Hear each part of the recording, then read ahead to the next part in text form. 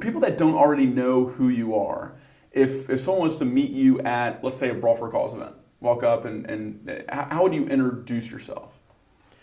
Typically, I just say my name. Do I need to address you or the camera? Me, just Okay. we're having a conversation. And I tend not to. I've lived abroad a lot, so I tend not to say what I do. And then somebody might ask me, and I'll tell them. And I run the National Monuments Foundation, which is based in Atlantic Station in the Millennium Gate Arch, which is a Georgia history museum that is based on the Arch of Titus in the Roman Forum. So for people that have gone to Atlantic Station, seen that amazing arch right before you get to that stretch of land, the body of water, as you're going towards like Target or IKEA, that arch is the headquarters for National Monument Foundation. That's correct. Okay. And we've got a series of period rooms inside, 18th, 19th, 20th centuries. It's a very comprehensive Georgia History Museum that's unique to the state. And we also give a Peace and Justice Prize that the Candler family endowed 10 years ago that we do jointly between Atlanta and Copenhagen. And we did that because the Candler suggested that we spread our horizons a little bit more, and the Nobel Peace and other prizes are given in Oslo and Stockholm. Copenhagen is left out. And so we went to Copenhagen because Emily and I used to live there, and I know it well, and we thought we would get reflected glory off of the Nobel Peace Prize. Nice. And so it's great to have a joint prize between a European city and Atlanta. It seems like a lot more of that kind of activity is bubbling up in Atlanta, and in part due to your efforts through the National Monument Foundation. So for people that aren't familiar with the National Monument Foundation, what kind of work do you do in Atlanta and abroad? We're based here. Most of our work is abroad, Northeast, West Coast. We do civic realm, museums, parks, monuments, libraries, anything that has to do with how the public interact with each other in cities mostly. We do a good bit of restoration in Scandinavia and Russia. Now it looks like maybe in Asia, Hearst Castle in California, places like that. And so we've had a lot of success at it, and we try to bring people together within the beauty and design of what we create. It's beautiful, and it is a nonprofit organization, and it's focused on restoration, on building all the things you just mentioned, and raising awareness for those types of symbols. Absolutely. We have had 100 years of experimentation with modernism, which is mostly developed around how to get automobiles through cities fast, to the detriment of the pedestrian. And so that's, enough is enough. And so guys who think like me, the modernists tried to remove from the public realm. And so we were on the front lines, and the generations that have come after us now, your generation, one of them, are now reaping the benefits of the battle scars that we possess. Prince Charles, Prince of Wales, was one of the primary leaders in this, and I was very blessed to have been tapped by him to work with him for 6 years. And he made a very big difference, and globally has built 2 cities and gave our city a great monument to the Olympic Games, which was most generous of him, and it changed my life for the better 3 times. Mm-hmm. And let's talk a little bit about how you found your way to the National Monument Foundation. You worked for Prince Charles. You said he's changed your life 3 times. How did that parlay into what you're doing now?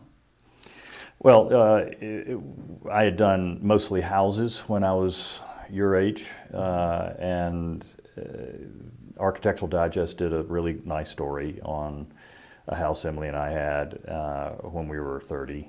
And a lady, a wonderful lady in New York, Greenwich, Connecticut, has a grand collection of Hudson River School paintings, and the largest in the world. And she asked if she saw the story, asked if I would come up and design her art museum on the Hudson River. I about fell off the chair and said, sure, I can do that. And up I went, and we became like family. She's my youngest daughter's godmother, and I leave in a week to go check in with her, see how she's doing. She's 95 now. Amazing. Yeah. And so at that time you were 30? 32. 32. So yeah. at 32 years old, you have this opportunity to go up to New York, build an art museum for this art collector, connoisseur. Mm-hmm. Amazing. And moving from residential to now doing an art museum, what was that transition like? Well, it was dramatic, and we got a lot of great attention, all of it positive, remarkably, other than here, that was global. And Chicago Tribune, the New York Times, Los Angeles Times, Pravda in Moscow. And the Financial Times of London particularly was good because the Prince of Wales read the paper, and he never reads the paper. They never let him have newspapers, but he saw it, and the palace rang us up.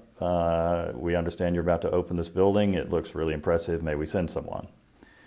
Sure, send them on. And so that person really liked the building, liked me, and so they asked me to come meet the Prince of Wales, and he offered me a position as a trustee of his first American, actually, trustee of the Prince of Wales's foundation.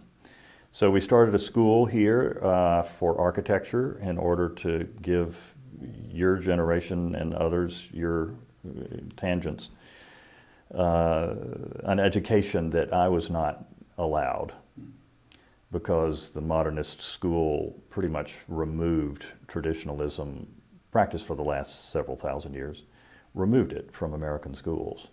There weren't any. And in deference to President Jefferson, which is an obvious, design reason, we accredited Prince Charles School at the University of Virginia. And so the hope was that there would be a modern school and a traditional school at the same university, and giving people a choice in that beautiful environment of Charlottesville, what would happen next. And the answer would have been quite clear. The traditional school would have blown the other one away. Sadly, the Princess of Wales and her death and the controversy and all of that going on at the time ended up where they wanted to package the Prince of Wales a little bit better, almost like soap or cornflakes. And so the things like that were controversial were closed. And particularly after Princess Diana's death, it was a mess. So it was sadly a lot of work that didn't come to full fruition, but he's back now, he's happy, he's married someone he really loves, and everyone seems happy with each other, and grandbabies and all that sort of thing. So it's coming back now. He's doing this he just turned 70, so better late than never. Yeah, absolutely. And I know you were there to celebrate with him for his birthday. Yeah, it was cool. And you've been working together a long time. So after this more traditionalism school, what was the next project with Prince of Wales, and how did that get you back to Atlanta? Well, we were in Scandinavia and in Denmark doing restoration there, and the Soviet Union was collapsing, so I left Denmark for St. Petersburg, acquired a major property there that was Rastrelli design, one of a World Heritage Site that was it was a former palace that had been turned into a military school, and when the Communist Party collapsed, the school did too. And so we stabilized the building, got a roof on it, and might have ended up raising our children in Russia. Emily stayed in Denmark, so I commuted. It was essentially the same commute as Atlanta to New York. So it was pretty easy, but it was pretty lonely in New Russia, it was cops, you know, cowboys and Indians, cops and robbers, I don't know how to explain it. You would do deals in hotel lobbies because there was no business infrastructure. And so you'd just be in the middle of a grand hotel lobby and you're surrounded by guys with machine guns. Wow. Yeah. And what an experience, and especially in that time period, coming out of Cold War and into this, like you said, new Russia.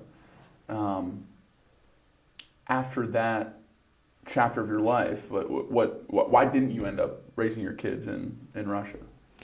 Circumstances presented themselves I'd rather not go into detail about, but the building ended up not being mine anymore, and so we decided, and Emily, my wife, said, Atlanta is really adjusting, and we have a beautiful place. We live here. Why don't you come home? The children, we can't travel with you like this anymore, and you need to come know your children. So home I went. Great. And how old were you when you moved back to Atlanta, and have you been here since? Yeah, 40s.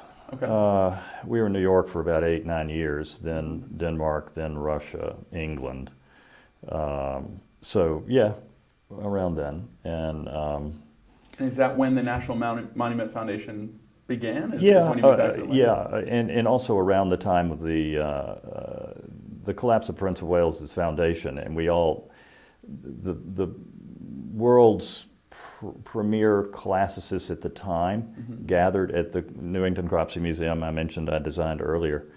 They gathered there to determine what were we going to do with all these students that were thriving in these schools that we had helped set up. And